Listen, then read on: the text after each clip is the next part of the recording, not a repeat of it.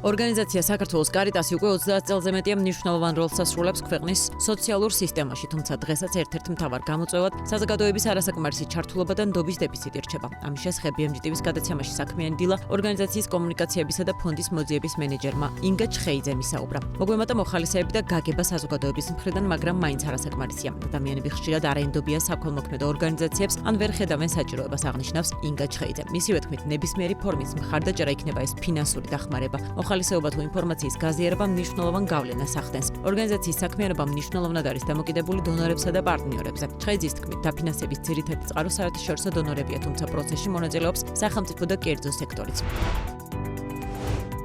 ბენეფიციარების რაოდენობის გაზრდა და შეზღუდული ფინანსური რესურსების გამორთულია. ამის შესახებ საქველმოქმედო ორგანიზაციის თხილის გულის კომუნიკაციების მენეჯერი ელენე ფანჯიკიძე BMG-TV-ს გადაცემა ქალების ნარატივში საუბრობს. მისი ინფორმაციით ამ ეტაპზე ორგანიზაციას 250 ბენეფიციარი ყავს, რომელსაც საკვებით უზრუნველყოფს, თუმცა მსურველთა რიცხვი მათ შესაძლებლობებს აჭარბებს. აღსანიშნავია, რომ ორგანიზაცია თხილის გული უკვე 15 წელია სოციალურად ყველაზე დაუცველ ადამიანებს ეხმარება და ყოველდღიურად მათ ცხელ სადილს თავაზობს. ელენე ფანჯიკიძის თქმით, თხილის გული შეიქმნა იმ ადგილზე, სადაც მაშინ თონა იყო, საიდანაც უფასოდ პურს გასცემდნენ.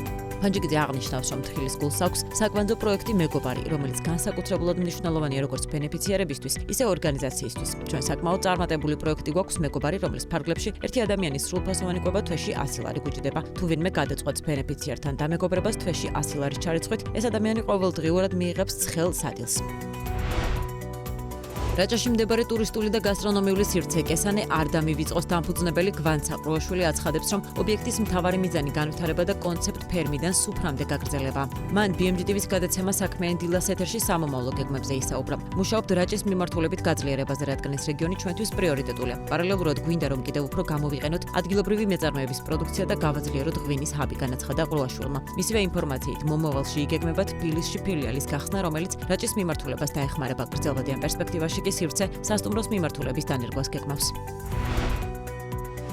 თბილისთან ახლოს გერმანულ სოფელ ელიზაბეთთალში მდებარე რესტორანის სადგური 2026 წლიდან გარკვეულ კერძებზე ფასების კოლექციას გეგმავს. როგორც BMG-თან ინტერვიუში ობიექტის დამფუძნებელმა რუსუდან ბარათაშვილმა განაცხადა, ეს მომწოდებლების მხრიდან ფასების ზრდამ, ამასთან იმ გაძვირებულმა პროდუქტებმა განაპირობა, რომელსაც ბიზნესი წარმოებისთვის იყენებს. მისივე ინფორმაციით, პარალელურად სადგური ინფრასტრუქტურულად ფართოვდება, მიმდინარეობს ეზოს გადიდება, რომელიც მაისისთვის დასრულდება. ასევე მოეწყო დამატებითი საპარკინგო სივრცე. ბარათაშვილი აღნიშნავს, რომ ობიექტში აქტიურად ვითარდება ღონისძიებების მიმართულებაც. უკვე გაიმართა კარნავალი და გეგმილია გერმანული აღდგომის ღონისძიებები და სხვადასხვა ფესტივალი. მისივე თქმით, სეზონი სადგურისთვის აპრილიდან იწყება, თუმცა მიმდინარე წლის მარტიც აქტიური იყო. მათ შორის 8 მარტის პერიოდმა მოთხოვნის დაახლოებით 20%-იანი ზრდა უზრუნველყო.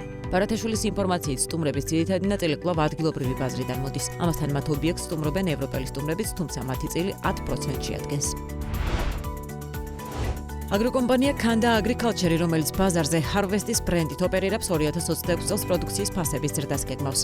კომპანიის წარმომადგენელი თამარ ბერულავა BMG-თან აცხადებს, რომ ფასების კორექცია 3-დან 5%-ის ფარგლებშია მოსაოდნელი. წელს ჩვენი გათვლებით 3-დან 5%-მდე ზრდას ველოდებით. წინა წლებმა აჩვენა, რომ ფასები დაახლოებით იმ რეინჯით იზრდება, აცხადებს ბერულავა. მისივე თქმით, ფასების ზრდის ერთ-ერთი მთავარი მიზეზი ბაზარზე მუშახელის ნაკლებობაა. ბერულავას ინფორმაციით, ამჟამად მეურნეობაში 15-მდე ადამიანია დასაქმებული, თუმცა სეზონურად მოთხოვნა იზრდება.